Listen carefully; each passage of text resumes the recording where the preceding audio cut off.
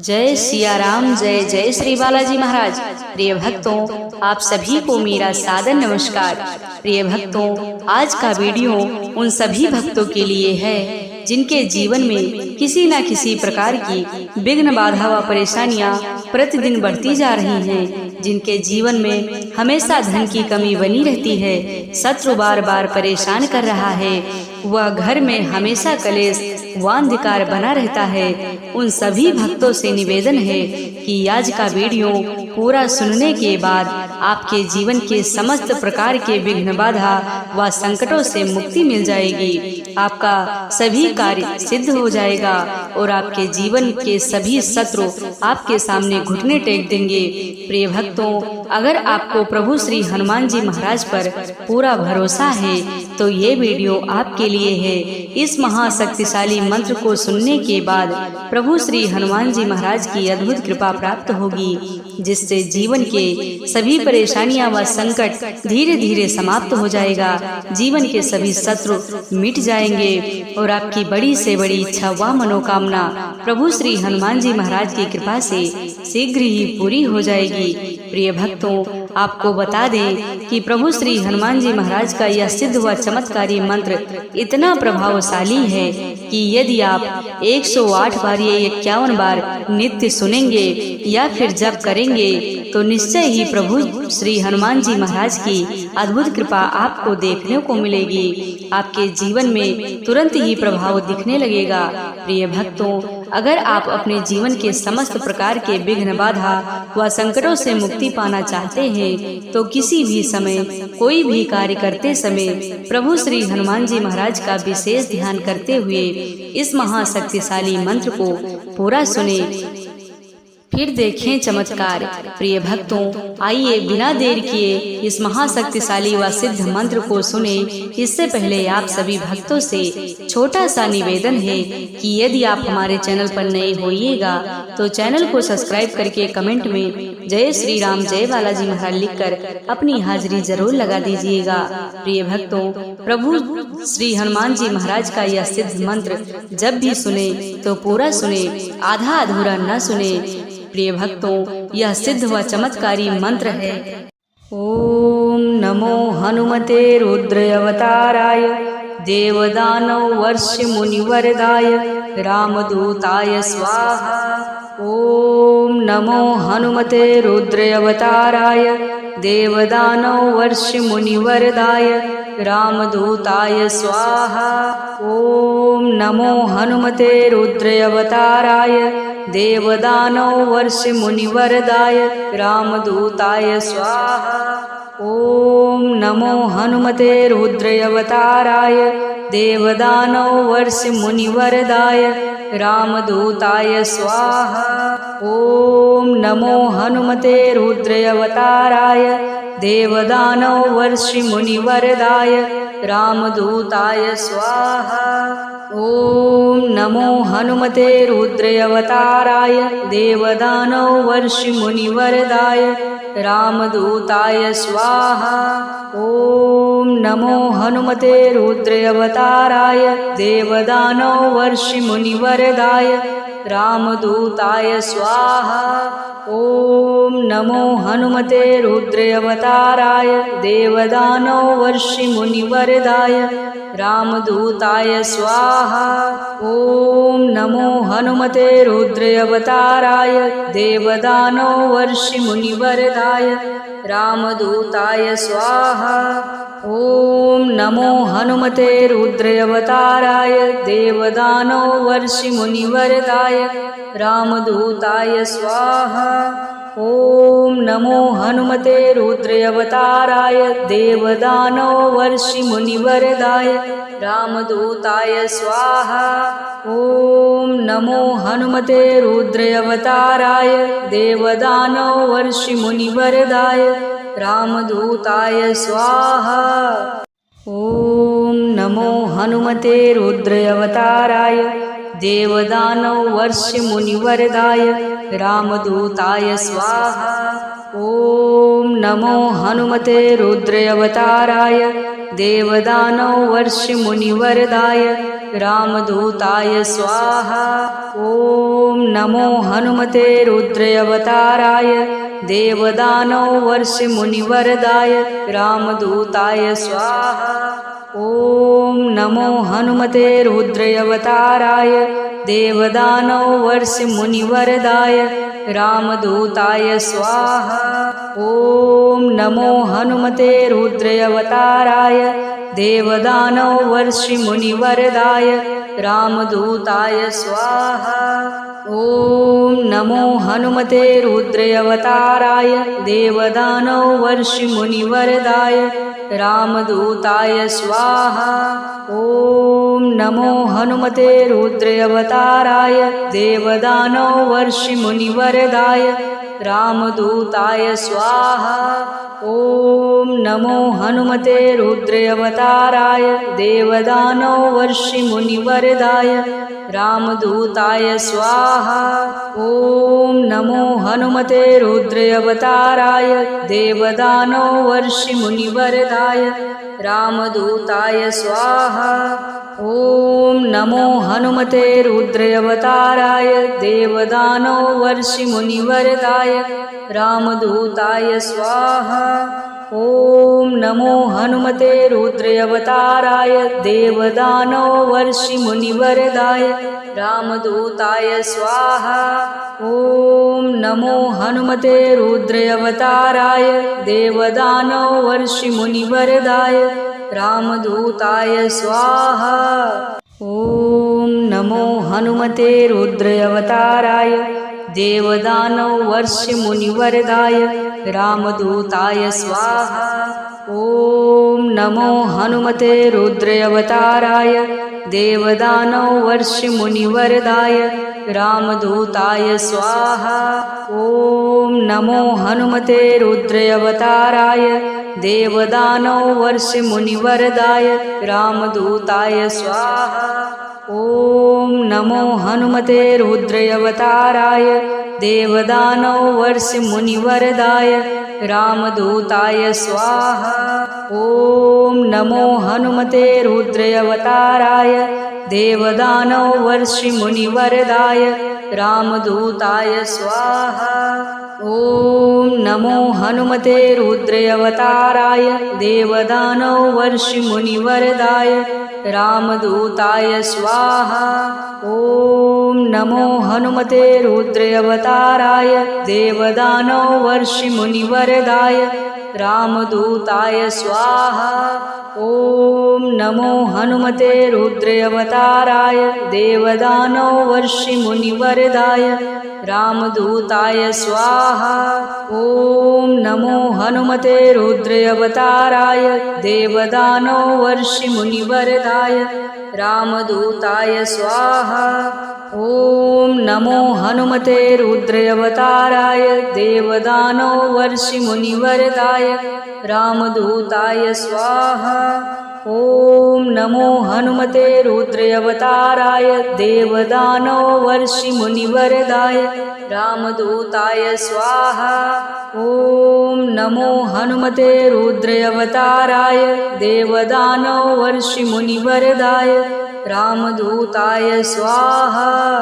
ॐ नमो हनुमते रुद्रावताराय देवदानवर्षिमुनिवरदाय रामदूताय स्वाहा। ॐ नमो हनुमते रुद्रावताराय देवदानवर्षिमुनिवरदाय रामदूताय स्वाहा। ॐ नमो हनुमते रुद्रावताराय देवदानवर्षिमुनिवरदाय रामदूताय स्वाहा। ॐ नमो हनुमते रुद्रावताराय देवदानवर्षिमुनिवरदाय रामदूताय स्वाहा। ॐ नमो हनुमते रुद्रावताराय देवदानवर्षिमुनिवरदाय रामदूताय स्वाहा। ॐ नमो हनुमते रुद्रावताराय देवदानवर्षिमुनिवरदाय रामदूताय स्वाहा। ॐ नमो हनुमते रुद्रावताराय देवदानवर्षिमुनिवरदाय रामदूताय स्वाहा। ॐ नमो हनुमते रुद्रावताराय देवदानवर्षिमुनिवरदाय रामदूताय स्वाहा। ॐ नमो हनुमते रुद्रावताराय देवदानवर्षिमुनिवरदाय रामदूताय स्वाहा। ॐ नमो हनुमते रुद्रावताराय देवदानवर्षिमुनिवरदाय रामदूताय स्वाहा। ॐ नमो हनुमते रुद्रावताराय देवदानवर्षिमुनिवरदाय रामदूताय स्वाहा। ॐ नमो हनुमते रुद्रावताराय देवदानवर्षिमुनिवरदाय रामदूताय स्वाहा। ॐ नमो हनुमते रुद्रावताराय देवदानवर्षिमुनिवरदाय रामदूताय स्वाहा।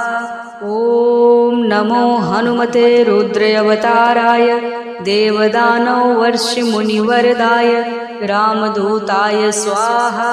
ॐ नमो हनुमते रुद्रावताराय देवदानवर्षिमुनिवरदाय रामदूताय स्वाहा।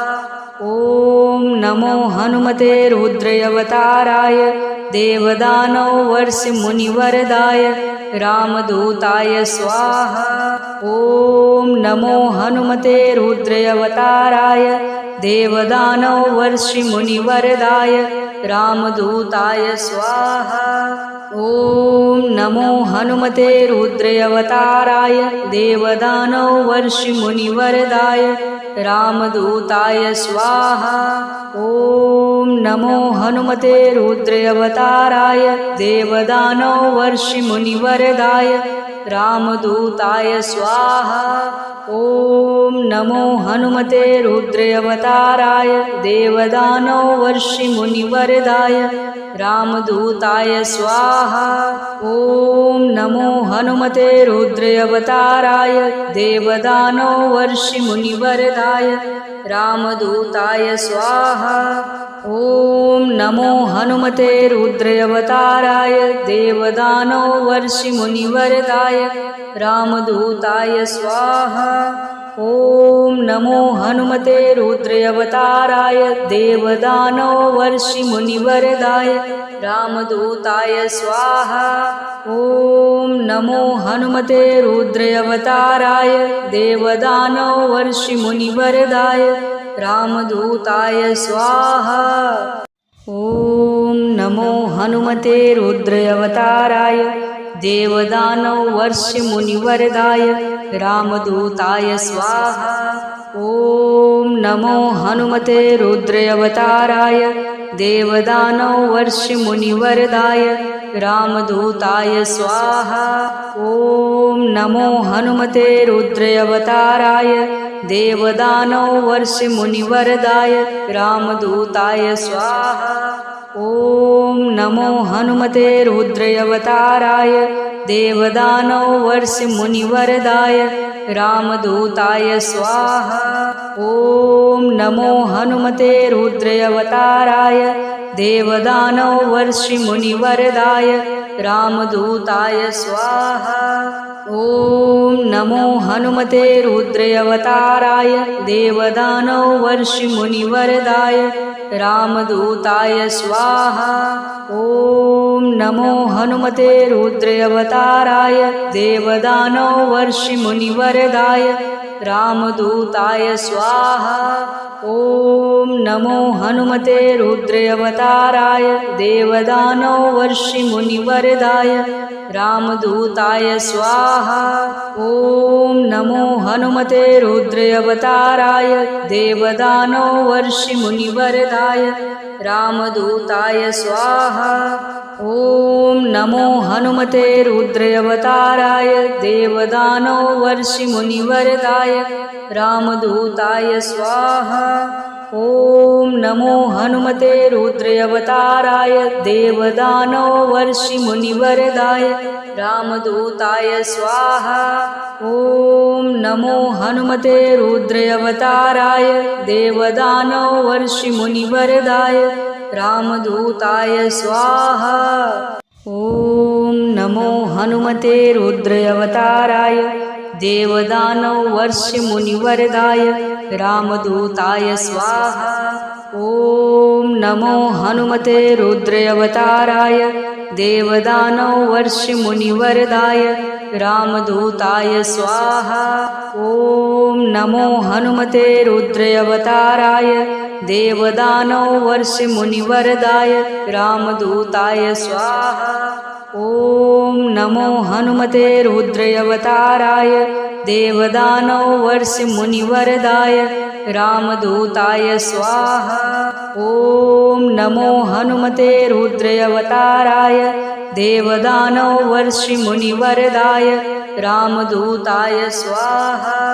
ॐ नमो हनुमते रुद्रावताराय देवदानवर्षमुनिवरदाय रामदूताय स्वाहा। ॐ नमो हनुमते रुद्रावताराय देवदानवर्षमुनिवरदाय रामदूताय स्वाहा।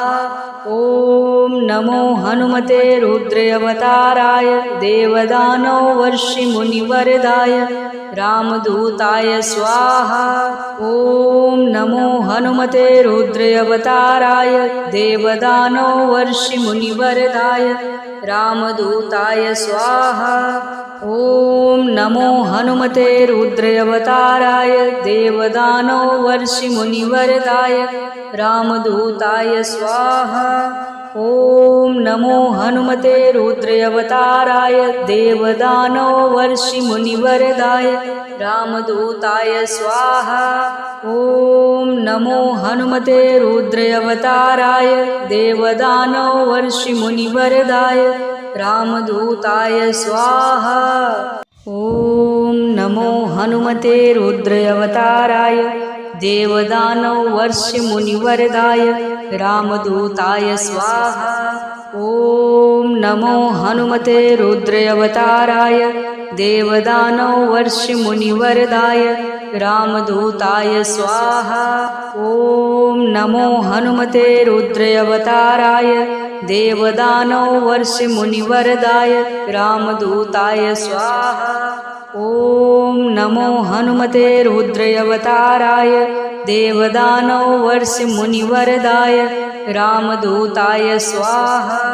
ॐ नमो हनुमते रुद्रावताराय देवदानवर्षमुनिवरदाय रामदूताय स्वाहा।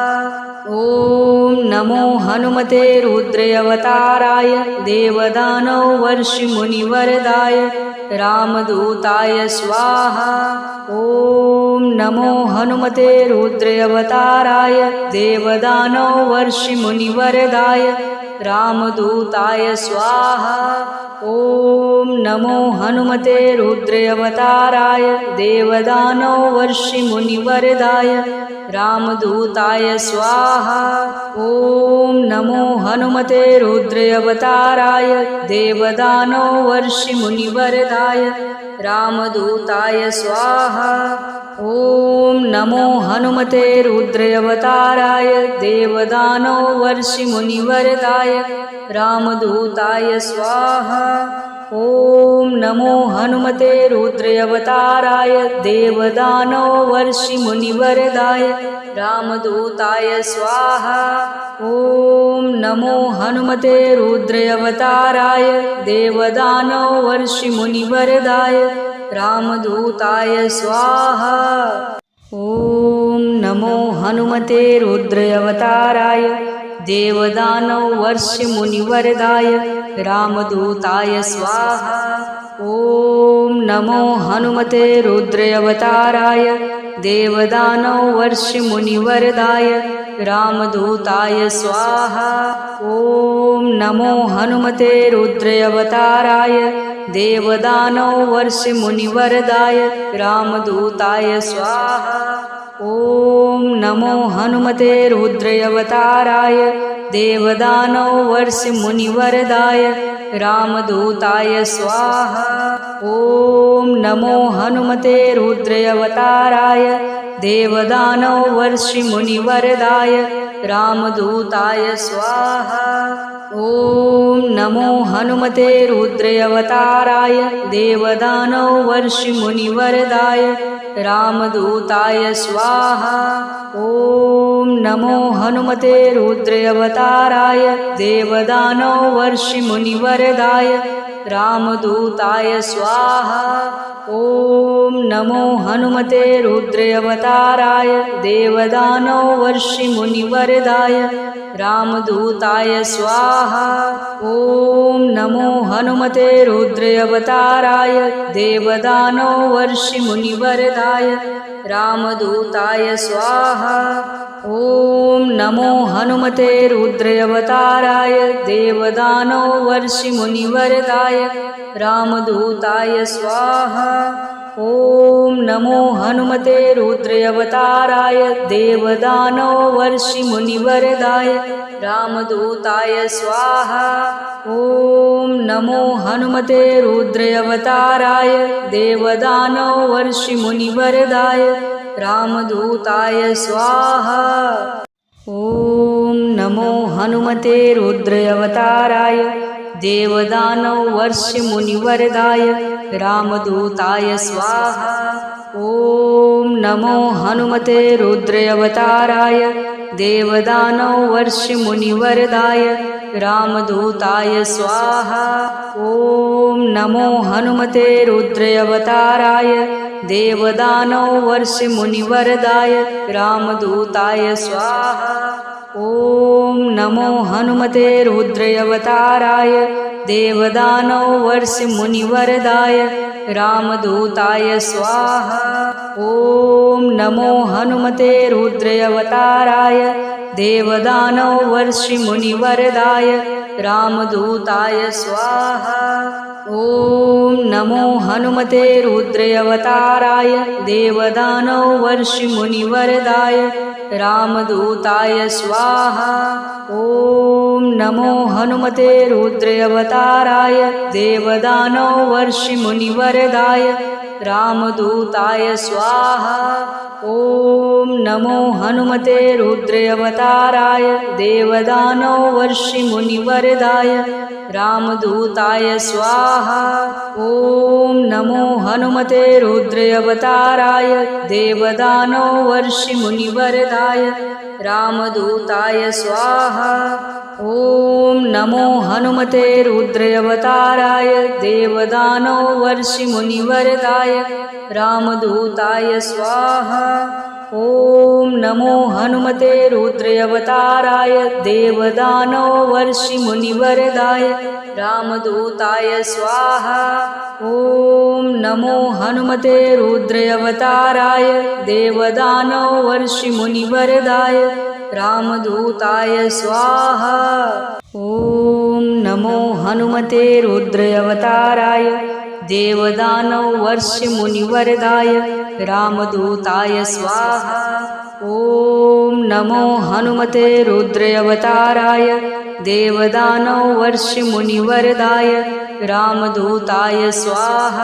ओम नमो हनुमते रुद्रावताराय देवदानव वर्षि मुनिवरदाय रामदूताय स्वाहा।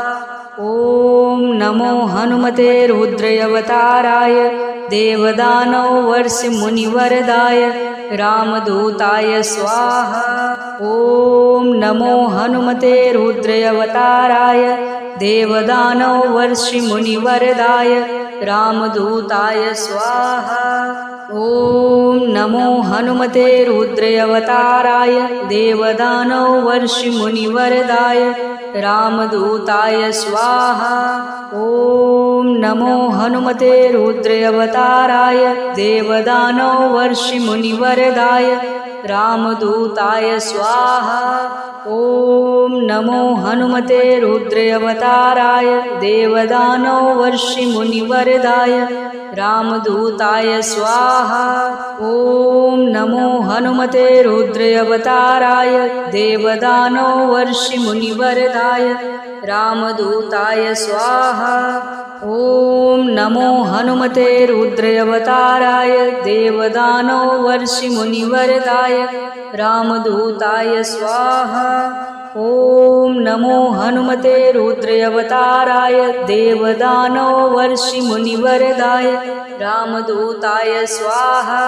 ओम नमो हनुमते रुद्रावताराय देवदानवर्षि मुनिवरदाय रामदूताय स्वाहा। ओम नमो हनुमते रुद्रावताराय देवदानवर्षि मुनिवरदाय रामदूताय स्वाहा। ओम नमो हनुमते रुद्रावताराय देवदानवर्षि मुनिवरदाय रामदूताय स्वाहा। ओम नमो हनुमते रुद्रावताराय देवदानवर्षि मुनिवरदाय रामदूताय स्वाहा। ओम नमो हनुमते रुद्रावताराय देवदानवर्षि मुनिवरदाय रामदूताय स्वाहा। ओम नमो हनुमते रुद्रावताराय देवदानवर्षि मुनिवरदाय रामदूताय स्वाहा। ओम नमो हनुमते रुद्रावताराय देवदानवर्षि मुनिवरदाय रामदूताय स्वाहा। ओम नमो हनुमते रुद्रावताराय देवदानवर्षि मुनिवरदाय रामदूताय स्वाहा। ओम नमो हनुमते रुद्रावताराय देवदानवर्षि मुनिवरदाय रामदूताय स्वाहा। ओम नमो हनुमते रुद्रावताराय देवदानवर्षि मुनिवरदाय रामदूताय स्वाहा। ओम नमो हनुमते रुद्रावताराय देवदानवर्षि मुनिवरदाय रामदूताय स्वाहा। ओम नमो हनुमते रुद्रावताराय देवदानवर्षि मुनिवरदाय रामदूताय स्वाहा। ओम नमो हनुमते रुद्रावताराय देवदानवर्षि मुनिवरदाय रामदूताय स्वाहा। ओम नमो हनुमते रुद्रावताराय देवदानवर्षि मुनिवरदाय रामदूताय स्वाहा। ओम नमो हनुमते रुद्रावताराय देवदानवर्षि मुनिवरदाय रामदूताय स्वाहा। ओम नमो हनुमते रुद्रावताराय देवदानवर्षि मुनिवरदाय रामदूताय स्वाहा। ओम नमो हनुमते रुद्रावताराय देवदानवर्षि मुनिवरदाय रामदूताय स्वाहा। ओम नमो हनुमते रुद्रावताराय देवदानवर्षि मुनिवरदाय रामदूताय स्वाहा। ओम नमो हनुमते रुद्रावताराय देवदानवर्षि मुनिवरदाय रामदूताय स्वाहा। ओम नमो हनुमते रुद्रावताराय देवदानवर्षि मुनिवरदाय रामदूताय स्वाहा। ओम नमो हनुमते रुद्रावताराय देवदानवर्षि मुनिवरदाय रामदूताय स्वाहा। ओम नमो हनुमते रुद्रावताराय देवदानवर्षि मुनिवरदाय रामदूताय स्वाहा। ओम नमो हनुमते रुद्रावताराय देवदानवर्षि मुनिवरदाय रामदूताय स्वाहा। ओम नमो हनुमते रुद्रावताराय देवदानवर्षि मुनिवरदाय रामदूताय स्वाहा। ओम नमो हनुमते रुद्रावताराय